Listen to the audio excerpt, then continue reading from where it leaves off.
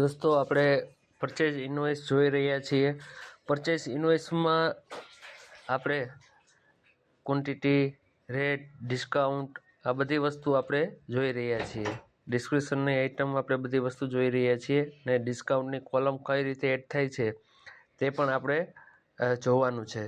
તો દોસ્તો સૌથી પહેલાં આપણે જેવી રીતે મેં તમને અગાઉ કહેલું એમ કે આપણે ગમે ત્યારે કોઈ પણ વસ્તુનું બિલ આપણે પરચેસમાં આવે ત્યારે જે પરચેસની બધી એન્ટ્રી હોય છે એમાં જે ડિસ્કાઉન્ટની કોલમ હોય છે તે પણ આપણે એમાં ઉમેરવાની હોય છે।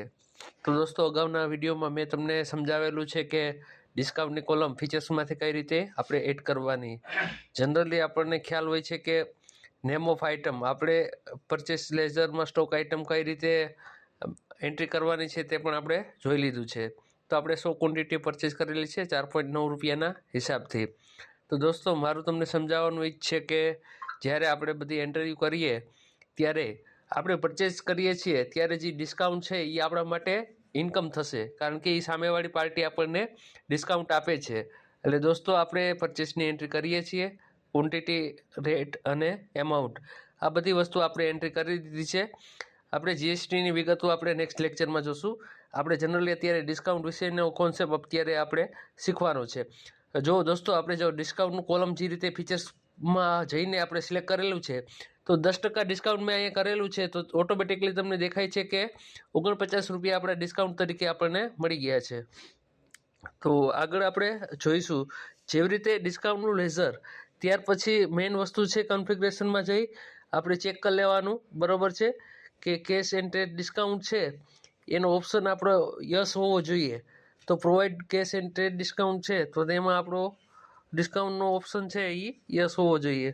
તો દોસ્તો આ વસ્તુ આપણે યસ કરી દઈએ, ત્યારબાદ આપણે આગળ વધીશું। અને જો તમારો ઓપ્શન ન હોય તો અહીંયા કૃપા કરીને તમારે યસનું સિલેક્શન કરી દેવાનું છે।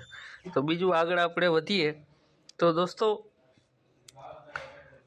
આ બધી વસ્તુ આપણે એક્સેપ્ટ કરીને સેવ કરી નાખવાની છે। લાસ્ટમાં કંટ્રોલ એ કરશો એટલે ઓટોમેટિક સેવ થઈ જશે બધું, કે જેથી કરીને જો તમે કંટ્રોલ એસ નહીં કરો તો તમે તમારું લેઝર સિલેક્શન નહીં થાય। તો આ ડિસ્કાઉન્ટનો ઓપ્શન જે તમને દેખાય છે ઉપર બાલાજી વેફરની નીચે એ તમને નહીં દેખાય, એટલા માટે તમે આ વસ્તુ તમે ચોક્કસથી ટ્રાય કરજો। અને ઉપર જુઓ મેં ભૂલ કરેલી છે, તમને યાદ છે? તમારું ધ્યાન પણ નહોતું। જો હું તમને કહું છું, જો આપણે પરચેસ લેઝરની અંદર આપણે જે પાર્ટીનું નામ કે કેની પાસેથી મટીરિયલ આપણે પરચેસ કરેલું છે તે તો આપણે લખવાનું જ ભૂલી ગયા છીએ। તો વિજય ટ્રેડિંગ કરીને આપણી કંપની છે, વિજય ટ્રેડિંગ પાસેથી આપણે માલ પરચેસ કર્યો છે તો એ આપણે શું છે, ક્રેડિટર થશે। તો આ નોર્મલી આ વસ્તુનો તમે ખ્યાલ હશે જ, બરાબર છે? આ બધી વિગતો અત્યારે સ્કીપ કરું છું। જનરલી આગળ તમારે જેમ શીખતા જાવ એમ તમારે બધી વિગતોને તમારે ભરવાની છે। દોસ્તો હું એક એક કોન્સેપ્ટ તમને ક્લિયર કરાવતું જાઉં છું જેથી કરીને તમને ઓલ રાઉન્ડર તમને બધા કોન્સેપ્ટ વિશે ખ્યાલ આવે। દોસ્તો અહીંયા ડિસ્કાઉન્ટ એક્સપેન્સ તરીકેનું લેઝર છે। દોસ્તો ડિસ્કાઉન્ટ એક્સપેન્સ નથી, પરચેસની એન્ટ્રી કરી છીએ તો ડિસ્કાઉન્ટ રિસીવનું લેઝર આપણે બનાવવાનું છે। તો આપણે જે કંઈ મિસ્ટેક કરીએ છીએ નાની નાની એ વસ્તુનું ખાસ ધ્યાન રાખવાનું છે। તો દોસ્તો આપણે ડિસ્કાઉન્ટની ઇન્કમ છે આપણને બાદ મળેલું છે એટલે ડિસ્કાઉન્ટ રિસીવ થયેલું છે। તો ડિસ્કાઉન્ટ છે એ ઇનડાયરેક્ટ આપણી ઇન્કમ છે, તો ઇનડાયરેક્ટ ઇન્કમના હેડ નીચે આપણે એમને પુટ કરીશું। તો ઓટોમેટિકલી લેઝર છે, લેઝરમાં ખાસ ધ્યાન રાખવાનું, જો ડિસ્કાઉન્ટનું લેઝર વયું ગયું આપણે ડિસ્કાઉન્ટનું લેઝર સિલેક્શન કરશો તો જ તમારે વસ્તુ સાચી આવશે। તો આ ડિસ્કાઉન્ટ રિસીવનું મેં તમને જો એરો સાઇનથી તમને દર્શાવી રહ્યો છું કે માઇનસમાં 49 રૂપિયા છે, એ 49 રૂપિયા તમને ઓટોમેટિકલી બાદ થઈ જશે જો તમે લેઝર પ્રોપર રીતે કરેલું હશે તો। તો દોસ્તો મારું તમને કહેવાનું મતલબ એ જ છે કે તમે પ્રોપરલી એક એક વસ્તુ સમજતા જાઓ। જો આમાં કંઈક આપણે મિસ્ટેક આવે છે એટલે લેઝરનું એક્સેપ્ટન્સ નથી થતું, મેં રિફ્રેશ કરી અને પાછી બધી વસ્તુને એસ્કેપ કરીને પાછી બધી વસ્તુ મેં ફરીથી મેં કરેલી છે। તો હું ચલો ફરીથી તમને ખ્યાલ આવશે, જો ફરીથી હું તમને સમજાવી રહ્યો છું દોસ્તો। આ બધી વસ્તુ એક મિસ્ટેક નાનકડી રહી ગઈ છે, મારા ધ્યાનમાં આવી નહીં, પણ દોસ્તો આ બધી વિગતો પાછી મેં એન્ટ્રી કરીને ભરી લીધી છે। હજી ક્યાંક ને ક્યાંક મિસ્ટેક થાય છે, જોઈ લઈએ, લગભગ એક્સેપ્ટ થઈ ગયું છે। દોસ્તો હા, ડિસ્કાઉન્ટ ઇનડાયરેક્ટ ઇન્કમ. જો એ આપણે મિસ્ટેક મારાથી થઈ ગઈ હતી, ઇનડાયરેક્ટ એક્સપેન્સ લખાઈ ગયું હતું. ખરેખર ત્યાં ઇનડાયરેક્ટ ઇન્કમનો ઓપ્શન આવે છે.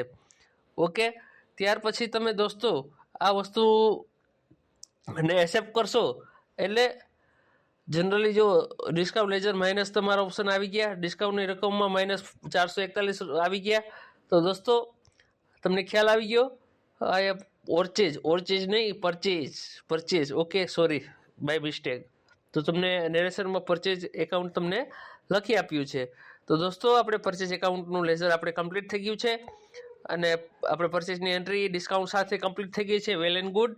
તમને આશા રાખું છું કે અત્યારે આ કોન્સેપ્ટ ખૂબ જ સરસ રીતે સમજાઈ ગયો હશે.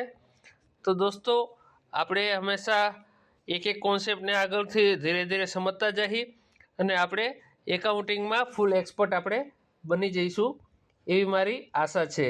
તો દોસ્તો બસ અત્યારે લેક્ચરમાં આટલું જ. જય શ્રી કૃષ્ણ.